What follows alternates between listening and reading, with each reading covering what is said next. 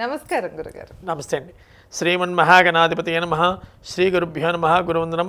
ముందుగా నా జన్మనిచ్చిన తల్లిదండ్రులకి పాదాభివందనం తెలియజేస్తూ వేళ ఈ రాశి ఫలాలు బృహస్పతి అనగా కర్కాటక రాశిలో గురుడు సంచారం చూస్తున్న కిరణ్ టీవీ ప్రేక్షకులందరికీ కూడా ఆయురారోగ్య శ్రీయాలతో సుఖ సంతోషాలతో సిరి సంపదలతో తొలతోగాలని నేను ఉపాసన చేసి ఆ సిద్ధలక్ష్మి గణపతిని ప్రార్థిస్తూ అందరూ కూడా ఆయురారోగ్య శ్రీయాలతో విరాజిల్లాలని కోరుకున్నాను.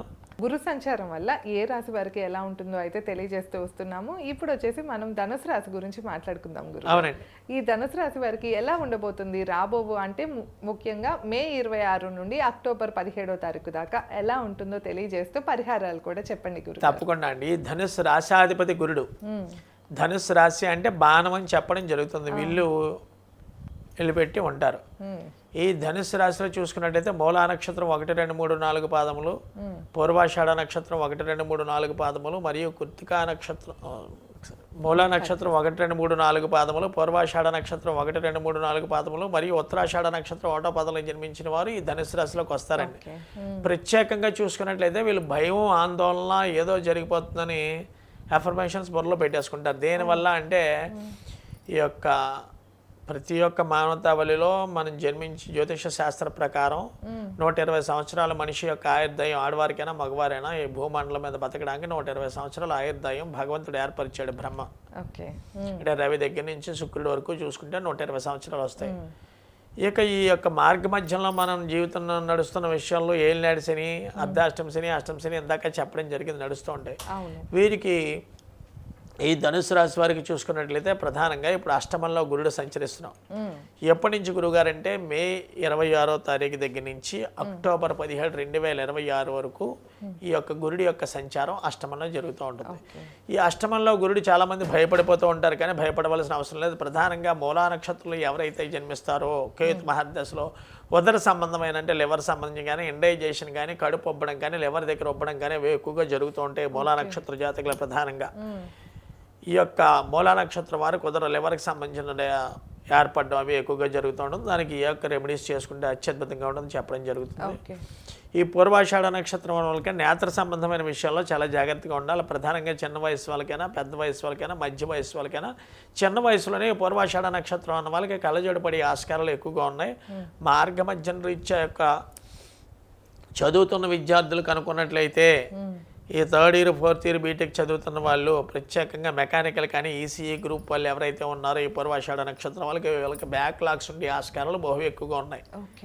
ఎందువల్ల శుక్ర మహర్దశలో జన్మించడం జరుగుతుంది. మధ్య వయసులోకి వచ్చేటప్పుడు వీళ్ళకి చంద్ర మహర్దశ జరుగుతుంది. ఈ చంద్ర మహర్దశ రీత్యా చూసుకున్నట్లయితే ఈ కర్కాటకంలో గురుడు సంచరించడం మీదట అష్టమంలో గురుడు విద్యా ఆటంకాదులు ఏర్పరుస్తాడు అని శాస్త్రవచనం. ఏ రకంగా ఉంటుంది అనుకున్నట్లయితే జన్మరాశాధిపతి చతుర్థాధిపతి అయిన గురుడు అష్టమంలో ఉండడం వల్ల అంటే వీడు కష్టపడుతూ ఉంటాడు, చాలా లేజీనెస్ ఏర్పడిపోతూ ఉంటుంది. గురుడు కర్కాటకంలో వచ్చాక నాన్న ఉదయం లేవరా అంటే లేవకపోవడం, రాత్రి లంపటి వరకు కూడా ఒక పుస్తకం తీయబోయి ఇంకో పుస్తకం తీయడం, ఆ పుస్తకం కాదు ఇంకో పుస్తకం తీయడం, ఇలాగా ఒక దాని మీద కాన్సన్ట్రేషన్ లేక పరిపరి విధాల మీద కాన్సన్ట్రేషన్ చేసి విద్యా ఆటంకాలు ఏర్పడే ఆస్కారాల వరకు నేను ఇచ్చే సందేహం ఏంటంటే వీరు విడవకుండా దత్తాత్రేయ వజ్ర కవచం అని దొరుకుతుందండి. ఈ దత్తాత్రేయ వజ్ర కవచం ఈ ధనుస్సు రాశిలో ఉన్న వాళ్ళు మూలా పూర్వాషాఢ ఉత్తరాషాఢ పాదంలో ఒకటో ఉన్న వాళ్ళు ఈ దత్తాత్రేయ వజ్ర కవచం ఎవరైతే చదువుతారో విద్యార్థి దశ ఉన్న వాళ్ళు కానీ, లేదా ఉద్యోగ ఆటంకాలు ఏర్పడుతున్నాయి గురుగారు ఎక్కువగా అండి స్థానచలనం జరుగుతూ ఉంటుంది. పూర్వాషాఢ, మూల మరియు ఉత్తరాషాఢ నక్షత్రం ధనుసు రాశి వాడికి జరిగేది ఏంటంటే ఈ తృతీయంలో రాహువు, చతుర్థంలో శని, అష్టమంలో గురుడు, అలాగే భాగ్యంలో రాహు ఉన్న కారణంగా ఎక్కడి నుంచి వేరే ప్రదేశాలకు ట్రాన్స్ఫర్ అయ్యే ఆస్కారాలు ఎక్కువగా కనిపిస్తున్నాయి. ప్రత్యేకంగా ఇంకా వ్యాపారంలో చూసుకున్నట్లయితే పెట్టుబడి పెట్టడమే తప్ప లాభాదాయాలు కనిపించడం లేదు అని చాలామంది బాధపడుతూ ఉంటారు. ఇప్పుడు ఏ అయితే రకమైన వ్యాపారం చేస్తున్నారో దాన్ని మార్చి ఈ గురుడు మార్చిన తర్వాత ఈ 5 నెలలు వేరే రకమైన బిజినెస్కి కూడా వెళ్దామన్న ఆలోచన ఎక్కువగా స్ఫురణ వస్తూ ఉంటుంది ఆడవారికైనా మగవారికైనా. దీని నిమిత్తం ఈ యొక్క నేను చెప్పడం జరిగింది, దత్తాత్రేయ వజ్ర కవచం ఎవరైతే చేస్తారో ఈ గురుడు యొక్క సంచారం ఎప్పుడంటే 26వ తారీఖు మే నెల దగ్గర నుంచి 2026 దగ్గర నుంచి 17 అక్టోబర్ 2026 వరకు ప్రతి సోమవారం ఏ సమయంలో పఠించాలి ఈ దత్తాత్రేయ వజ్ర కవచం? ఉదయం 5:30 సమయాల దగ్గర నుంచి 6:30 సమయంలోపు చేయాలి. ఎందువల్ల అని చూసుకున్నట్లయితే అండి, వీరికి బుధహోర మరియు చంద్రహోర రెండు కలిసి వస్తాయండి సోమవారం నాడు. ఏమిటి అంటే 5:30 to 6 ఏమో బుధహోర, 6 to 7 ఏమో చంద్రహోరలో 5 అక్కడ బుధహోరని ఇక్కడ చంద్రుడిని కలిపి తీసుకోవడం జరుగుతూ ఉంటుంది. ఎవరైతే ఈ బుధహోర చంద్రహోర సమయంలో ఉన్న సమయంలో కలిపి దత్తాత్రేయ వజ్ర కవచం వింటారో లేకపోతే చేస్తారో జస్ట్ ఒక్కసారి వింటే చాలండి. సమయం మాత్రం 5:30 to 6:30, 5 సార్లు అయితే 5 సార్లు, 4 సార్లు అయితే 4 సార్లు. ఈ 30 గంట టైము కూడా విన్నట్లయితే అత్యద్భుతమైన యోగ ఫలితాలు చూస్తారు. ప్రధానంగా చూసుకున్నట్లయితే వీరికి అనారోగ్య సమస్యలు చెప్పాను ముందే.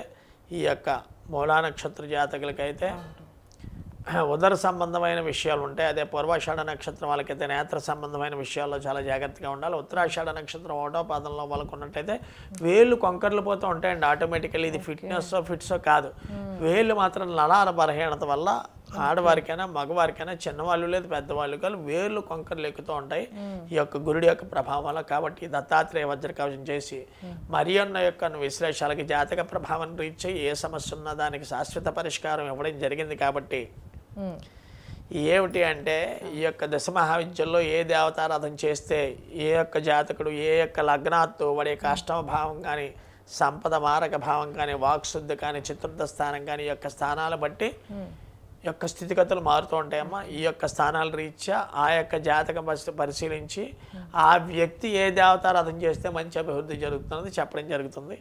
తప్పకుండా గురుగారు. సో విన్నారు కదా, ధనుసు రాశి గురించి అయితే మనం ఈ వీడియోలో ఎన్నో విషయాలు తెలుసుకున్నాము. ఇంకా మీరు ఎలాంటి సమస్యలతో ఇబ్బంది పడుతున్నా కూడా స్క్రీన్ పైన స్క్రోల్ అయ్యే నెంబర్కి కాంటాక్ట్ చేసి గురువుగారితో మాట్లాడవచ్చు. ధన్యవాదాలు. నమస్కారం. నమస్తే అండి.